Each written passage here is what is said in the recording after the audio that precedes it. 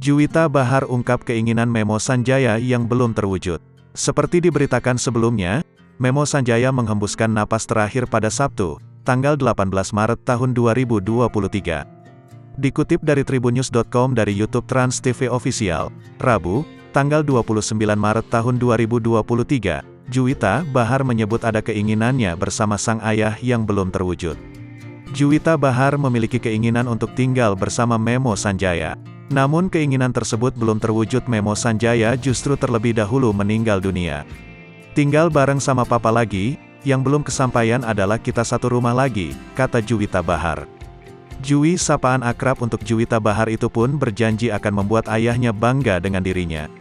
Pokoknya buat papa di sana, papa udah nggak sakit lagi, insya Allah Juwi bisa bikin papa bangga. Papa mau Juwi sukses, papa mau Juwi tetap eksis di dunia Juwi jalani, I love you papa, tuturnya.